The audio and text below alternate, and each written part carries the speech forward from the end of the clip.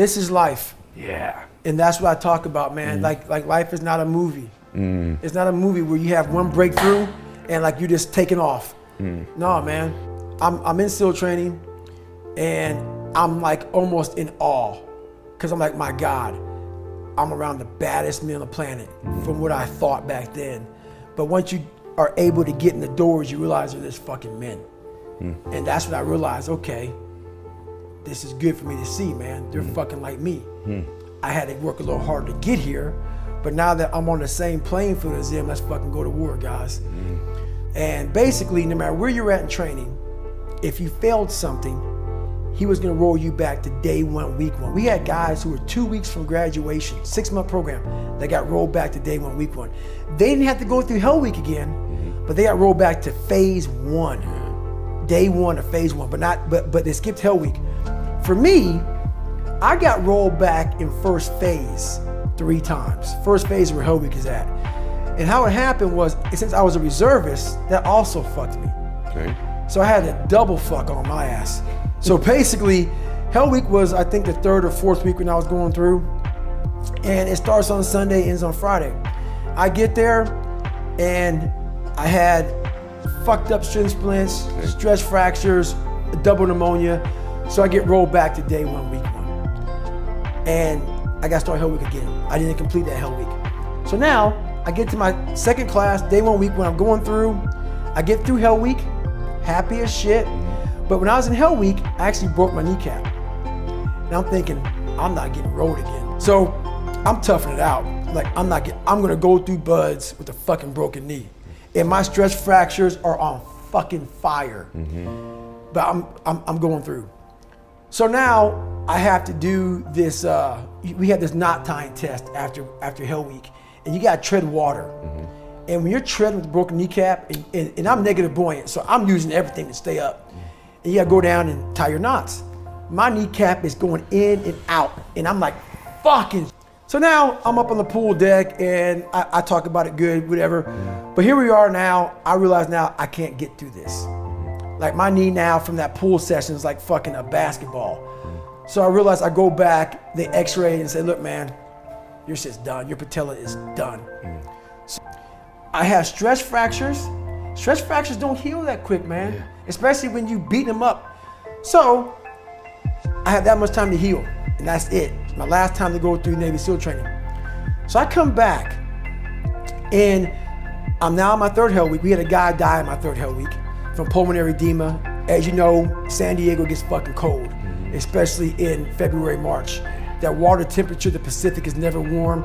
He ended up dying. So I get to, and so Hell Week ended on Thursday morning because he died. Okay. So it ended about 30 hours early. But what happened with me was, as I said, Hell Week starts on Sunday. Usually you don't swell up until about Wednesday. My body said, oh shit, man, we're back.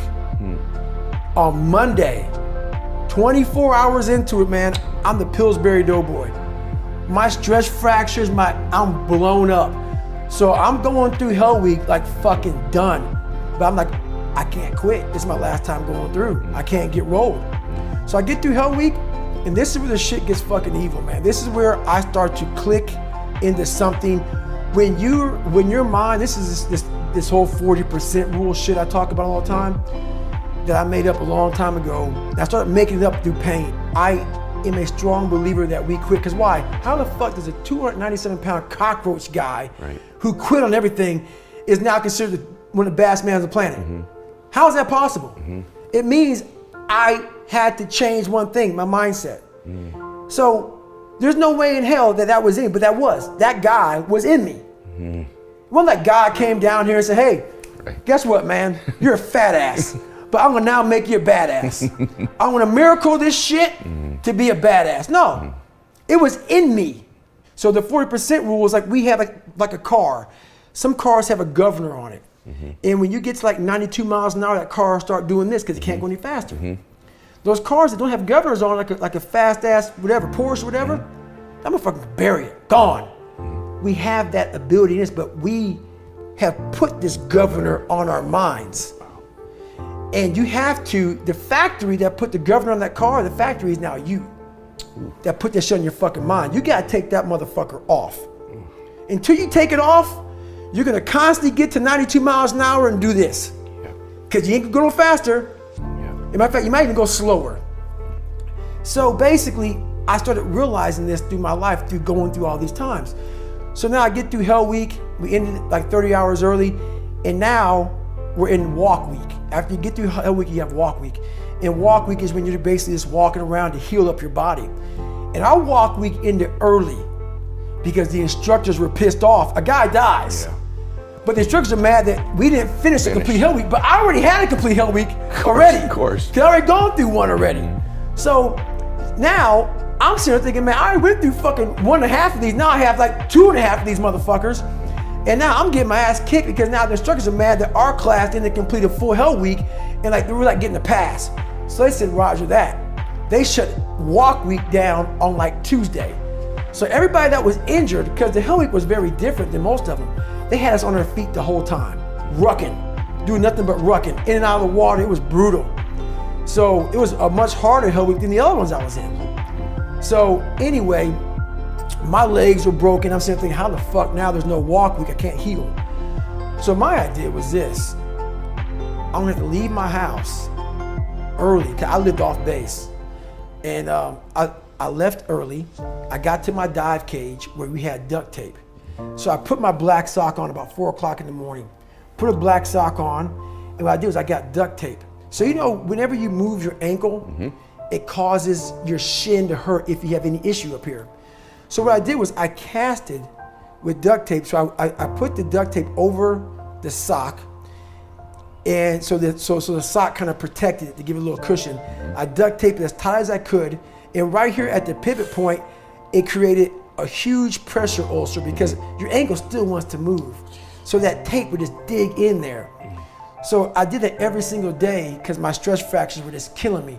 So I ran pretty much for the first 45 minutes, the most excruciating pain of my life. God. And so, but basically after 45 minutes, my legs would go numb. And when they go numb, you don't feel the shit anymore. So I went through buds like this. So now, the fucked up thing about it, my gosh, man, is I get the third phase. And for some reason, man, I healed my stress fractures. And to this day, I haven't had them ever since. But I literally, from running, and I'm not saying don't do this, but people go, how'd you get through it? By the time I got to third phase, which is like maybe 3.5 months later, when I went to third phase, my stress fractures were healed. it's crazy. And I ran on them. And people say, was it shin splints? No, motherfucker. I had x-rays. They were breaks in my legs. And people say, why did you do that? It's either that or not become a Navy SEAL. And anybody, not just Navy SEALs, but anybody that can accomplish anything that is hard. The only separator is that they really want to be there. There's some people that get inspired, and that inspiration moves them to try to do something. But that inspiration is very high right now in this nice environment. We're in a nice environment, the ocean's out there. I'm talking to you, if I wanna go to the fucking refrigerator and get something to drink, eat, I can. I watch a movie about some badasses, you're inspired. But the second you're not in this environment, and you're actually doing what inspired you, that suck factor is now real.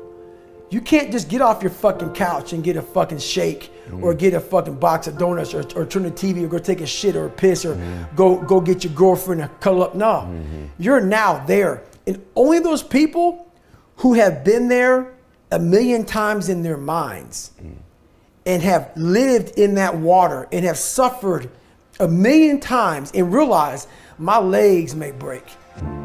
My knee may break. My bones will hurt. I will be the coldest I've been in my life. I will be miserable.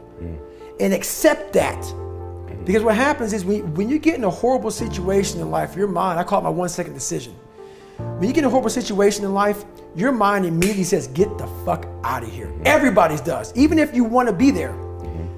But it starts to have all these different questions in your mind in that 1 second. And it says, okay, why are you here? Why are you doing this? Why this? Why that? And then you start to say to yourself, if you don't want to be there that bad, I have a beautiful wife at home, man. man, why the fuck am I doing this, man? Like, this is stupid. This is gonna get these guys injured. Like they're gonna pay for this for the rest of their lives. I'm not gonna break my body up to do this. Your mind starts to say, yeah, this is stupid. But if you are already knowing that this is gonna happen to you, you have all the answers to these questions that your mind starts to give you when you're in suffer mode. Yeah. You gotta be there in the worst In the parts suffering. that you know over and over again. You gotta live that in your mind. I had to believe and make that belief work. And through hard work, I did that.